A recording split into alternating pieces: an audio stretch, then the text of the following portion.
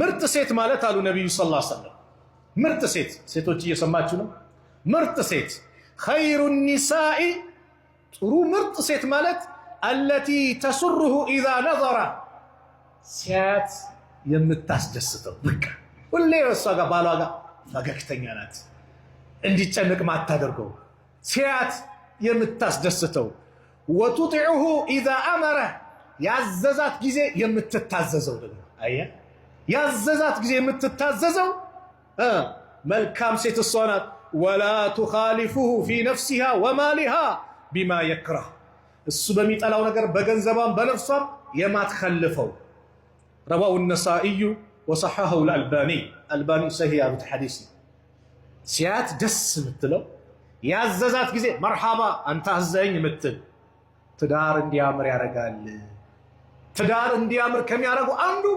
ትእዛዝ ማክበር ነው እህቶቼ የባሎቻችሁን ትእዛዝ አክብሩ ትዳራችሁ የተሟላ ይሆናል ሌላኛው ለትዳር ስኬት እንዲያምር አንዱ ባልሽ የሆነ ቻሌንጅ ሊገጥሞ ይችላል የሆነ ችግር ሊመጣበት ይችላል የዛ ጊዜ አብሽር ምትለው የምታግዘው አብሽር አላህ የጭንቀትን ያስወግድልሃል ይስተካከላል ነገም ሌላ ቀን ነው አብሽር የኔ ውድ ያለች ምታበረታተው ኸዲጃን ተመልከቻ ኸዲጃ ረዲየላሁ ዐንሃ ነብዩ ሰለላሁ ዐለይሂ ወሰለም ጋሩ ሂራ ላይ ተቀምጦ ባሉበት ሰዓት ጅብሪል መጥቶ ጭምቅ አርጎ ሱረቱ ዐለቅን اقرأ باسم ربك الذي خلق اقرأ باسم ربك الذي خلق خلق الإنسان من علق اقرأ وربك الأكرم الذي علم بالقلم علم الإنسان ما لم يعلم እነዚህን አምስት የቁርአን አንቀጾች አንብብ ሲላቸው ማንበብ አልችልም ሲሉ ጨመቅ እስኪጨናነቁ ሩሃቸው እስኪወጣ ማለት በጣም አጨናነቃቸው ለቀቅ አረጋቸው በሁለተኛው ማንበብ አልችልም ጨመቅ በሶስተኛው ማንበብ አልችልም ጨመቅ አጨናነቃቸው ሱብሃንአላህ አዲስ ነገር ነው የመጣባቸው ጅብሪልን 600 ክንፉን ዝርግት ታርጎ ነው የተመለከቱት እኮ እዛኔ አላህ እንደخለቀው ሁለት አይተውታል አንዴ ጋሩ ሂራ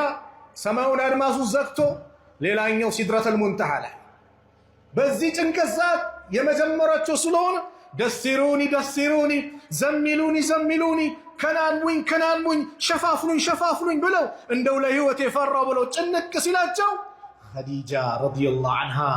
የመልካም ሚስት የሷሊህ ሚስት መገለጫ ያቺ የጀነት ሴት ከጌታዋ ሰላምታ ይቀርበላት ተወዳጅ የሆነችዋ የነብዩ ባለቤት ኸዲጃ ምን አለች ከላ በጭራሽ والله لا يحزيك الله عبدا متفق عليه አንተን አላህ በጭራሽ አያዋርድህም ለክፉ አይሰጥህም በጭራሽ አንተ ዝምድናን ትቀጥላለህ ለታላላቆች ክብር አለህ ለታናናሾች ታዝናለህ በጭራሽ አንተ ለአላህ መጥፎ ነገር አመጣም ብላ ነብዩን ሰለላሁ ዐለይሂ ወሰለም ወደ ደረቷ አስጠግታ እቅፍ አድርጋ አባበለቻቸው አው ባልሽ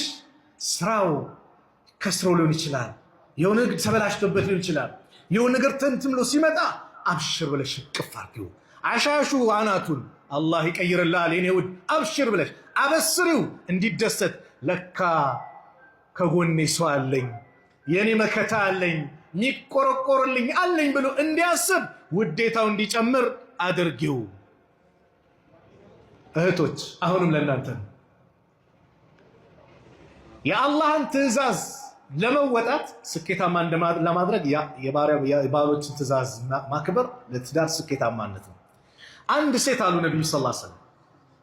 የአላህን ሐቅ አትወጣም لا تؤدي المرأة حق ربها حتى تؤدي حق زوجها አንድ ሴት የባሏን ሐቅ መወጣት አትችልም የአላህን ሐቅ እስክትማን ነው የአላህን ሐቅ መወጣት አትችልም የባሏን ሐቅ እስክትወጣ ድረስ የባሏን ሐቅ እስክትወጣ ድረስ የአላህን ሐቅ ተወጣች ሊባል የሚችለው የባሏን ሐቅ ስትወጣ የባሏን ሐቅ ሳትወጣ የአላህን ሐቅ ተወጣው ማለት አትችልም አሉ ነብዩ ሰለላሁ ዐለይሂ ወሰለም እንደው ከባድነቱ እኮ ረሱል ዐለይሂ ሰላቱ ወሰላም ሲናገሩ لو كنت آمرا أحدا أن يسجد لأحد እንደው እኔ አንድ ሰው ከአላህ ውጭ ላለ አካል ስጁድ እንዲያደርግ ባዝ ኖሮ ለአመርቱ النساء أن تسجد لأزواجهن ሴቶች ለባሎቻቸው ስጁድ እንዲያደርጉ አዝ ነበረ። ለምን?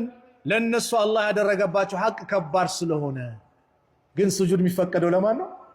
ለአላህ ነው። ከአላህ ውጭ ለማንም አይፈቀድም። ለፍጡር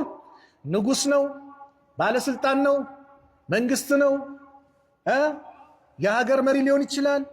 የሃይማኖት መሪ ሊሆን ይችላል። የሆነ ትልቅ ደረጃ አለ የምታስበው ቢሆንም ለሱ መስገድ አይፈቀድም በኢስላም።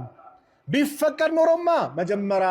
ሴቶች ለባሎቻቸው እንዲያደርጉ አዝ ነበረ። ግን ስጁድ ከአላህ ውጭ ለማንም አይፈቀድም። ዝቅ ምትለው ግንባርን ዝቅ ምታደርገው ለአላህ ብቻ ነው። ለአላህ ግንባርህን ዝቅ ስታደርግ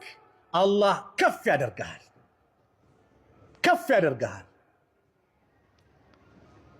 እህቶች ጀነት መግባት ትፈልጋላችሁ? ለእህቶች በተለይ ጀነት ለመግባት